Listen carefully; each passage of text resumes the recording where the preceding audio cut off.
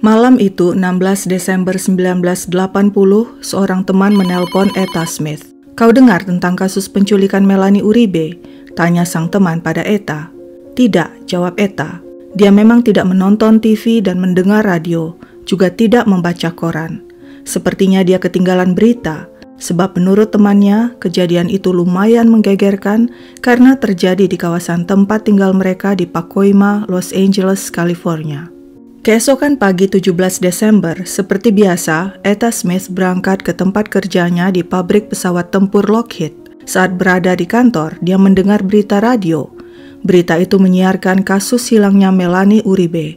Etta yang sebelumnya tak tahu menahu tentang kasus itu, kini menyimak beritanya baik-baik. Melanie Uribe seorang perawat di sebuah rumah sakit di Pacoima. Dia adalah orang tua tunggal dengan seorang anak laki-laki berusia 8 tahun.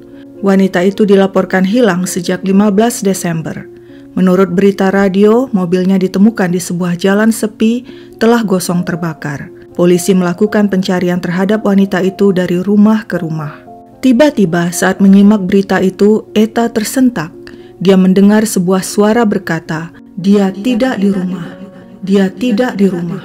Etta tidak tahu suara itu datang dari mana. Suara itu tiba-tiba saja muncul. Ketika Etta masih kebingungan, mendadak dia mendapat penglihatan.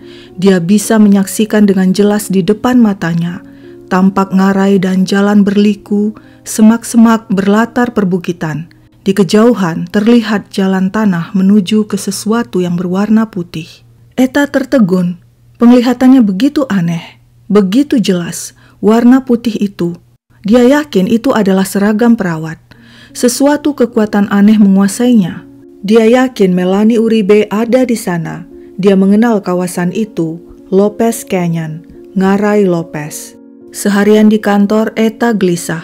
Pikirannya dipenuhi oleh penglihatan aneh itu. Sebab hatinya tak tenang, sepulang kerja pukul 3.30 sore, Etta langsung mendatangi kantor polisi setempat. Kepada polisi, Etta melaporkan penglihatannya tentang Melanie Uribe. "Coba kalian cari Melanie di kawasan Lopez Canyon. Aku yakin dia ada di sana." Polisi mengaku mereka memang tidak melakukan pencarian menyeluruh di kawasan itu. Mereka lalu mencatat informasi dari Etta. Meski sedikit skeptis, polisi mendengarkan laporan Etta karena wanita itu tampak sungguh-sungguh. Lagi pula, Etta adalah karyawan perusahaan Lockheed, perusahaan bonafit. Tak mungkin rasanya Etta mendatangi polisi hanya sekadar untuk mengarang-arang cerita. Etta lega, tugas utamanya melapor ke polisi sudah selesai. Tapi entah kenapa perlahan perasaan gelisah muncul lagi. Dia khawatir polisi hanya menganggap laporannya lelucon. Bagaimana kalau polisi mengabaikan laporannya dan tidak memeriksa kawasan Lopez Canyon yang ditunjuknya? Etta akhirnya memutuskan pergi ke kawasan Lopez Canyon mencari Melanie Uribe. Dia mengajak 2 anaknya dan seorang keponakan. Dengan mobil, mereka menyusuri kawasan itu lambat-lambat dan memperhatikan sekeliling dengan seksama. Hingga tiba di atas ngarai, Etta merasakan energi yang aneh. Dia merasakan kehadiran Melanie Uribe. Dia yakin Melanie ada di kawasan itu. Sekali lagi, Etta memutuskan menyetir mobil ke bawah kawasan ngarai. Saat itulah dia melihat bekas ban mobil. Etta lalu turun dari mobilnya dan menyentuh jejak ban itu. Seketika itu juga dia merasakan jejak ban mobil itu ada hubungannya dengan hilangnya Melanie. Etta mengedarkan pandangan ke sekeliling. Tubuhnya merasakan getaran dan kekuatan jahat di sekelilingnya. Tiba-tiba dia melihat sesuatu yang ganjil di balik semak. Tubuh dengan sepatu putih, sepatu perawat. Semuanya sama dengan penglihatan Etta yang diterima di kantor saat mendengar berita radio. Etta ketakutan, tapi dia memberanikan diri dan melangkah mendekat. Semuanya terbukti. Di tanah, Etta melihat sesosok tubuh wanita dalam kondisi mengenaskan, tidak bergerak. Etta panik. Apa yang harus dilakukannya? Dia segera menghubungi polisi yang saat itu kebetulan sedang berpatroli tak jauh dari kawasan ngarai.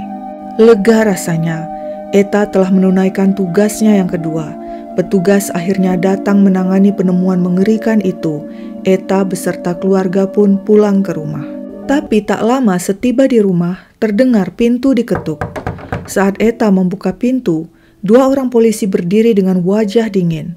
Mereka minta Etta segera ikut mereka ke markas. Awalnya Eta tenang saja. Dia pikir polisi mungkin hanya sekadar menanyainya tentang penemuan jasad Melanie Uribe. Tapi setelah polisi menanyainya non-stop berjam-jam dan berulang-ulang, Eta mulai curiga. Dia tahu dia dalam bahaya. Polisi kini telah menetapkannya sebagai tersangka. Apa sebenarnya yang ada di pikiran polisi? Yang pasti mereka terkejut sekaligus curiga. Terkejut karena ternyata laporan Eta benar. Melanie Uribe yang dinyatakan hilang telah ditemukan di kawasan Lopez Canyon. Hasil otopsi menunjukkan Melanie diruda paksa dan tewas akibat hantaman benda tumpul di kepala. Diperkirakan dia dirampok sebelum dihabisi. Polisi curiga mengapa Eta mengetahui semua detail TKP. Lopez Canyon adalah kawasan luas alam bebas yang kerap digunakan oleh para pejalan kaki, jogger, biker, dan hiker untuk berolahraga dan menikmati alam bebas. Bagaimana mungkin Eta bisa tahu secara pasti lokasi jasad Melanie Uribe? Polisi lalu mengadakan pertemuan dan membicarakan perihal Eta Smith. Pengakuan Eta bahwa dia mengetahui TKP karena menerima penglihatan membuat polisi curiga. Tentu semua itu adalah akal-akalan Eta. Dia pasti menginginkan pembayaran karena bisa memecahkan kasus itu. Polisi juga yakin Eta mengetahui semuanya dari gosip yang beredar di lingkungan tempat tinggalnya. Atau ada seseorang yang mengenal pelaku dan memberitahu keberadaan Melanie pada Eta. Polisi juga memperoleh informasi dari beberapa saksi. Mereka melihat saat mobil Melanie berhenti di lampu merah, tiba-tiba 3 orang pria memaksa masuk ke mobilnya lalu melarikan mobil itu bersama Melanie. Polisi yakin Eta mengenal para pelaku itu dan memiliki keterlibatan langsung maupun tidak langsung dengan kasus Melanie Uribe. Polisi pun berembuk dan memutuskan untuk melakukan tes poligraf pada Eta. Polisi yakin Eta akan terbukti berbohong setelah melakukan tes itu. Tapi apa yang terjadi? Perkiraan polisi meleset. Eta lolos tes poligraf. Polisi yang tak terima kemudian melakukan sesuatu yang sangat kejam. Mereka memalsukan hasil tes dan mengatakan pada Eta bahwa hasil tesnya gagal. Lewat cara licik itu, mereka pun menjebloskan Eta ke tahanan. Merasa tidak bersalah, Eta berkali-kali protes. Dia menegaskan mengetahui semua kejadian itu dari penglihatan misterius yang mendadak mendatanginya. Tapi polisi tetap tidak percaya. Mereka 100% yakin Eta terlibat dalam kasus Melanie Uribe. Eta merasa tak berdaya. Dia menyesal. Akibat penglihatannya, dia kini mendekam di tahanan polisi. Mungkin sebaiknya dari awal dia diam saja. Tak perlu melaporkan penglihatan itu kepada polisi karena lihatlah apa yang diterimanya. Malah dia dijadikan tersangka. Tapi untunglah nasib baik masih memihak Eta.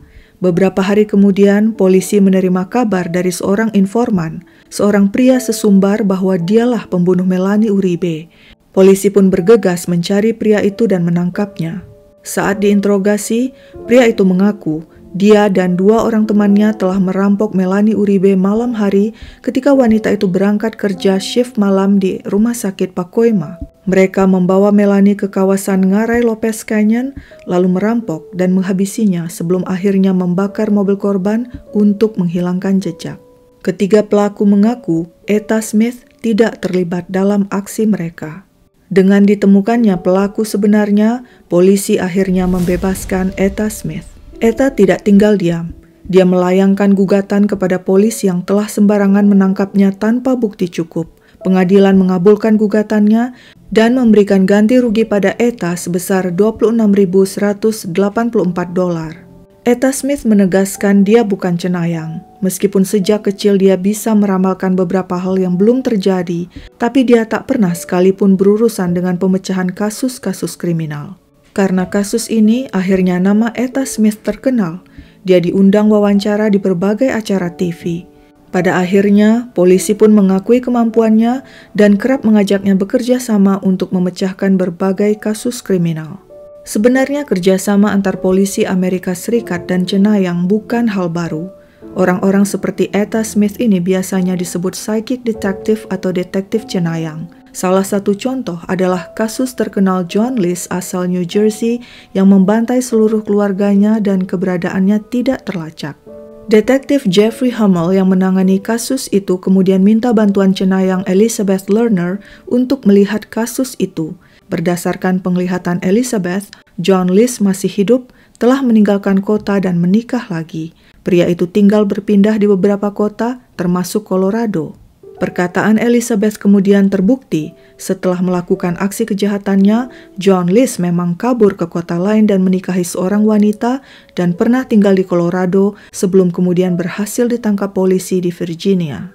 Sehubungan dengan kasus Melanie Uribe, sampai saat ini Etta Smith tetap tidak mengerti mengapa penglihatan itu datang tiba-tiba padanya. Dia tidak pernah bertemu Melanie, dia tidak kenal Melanie.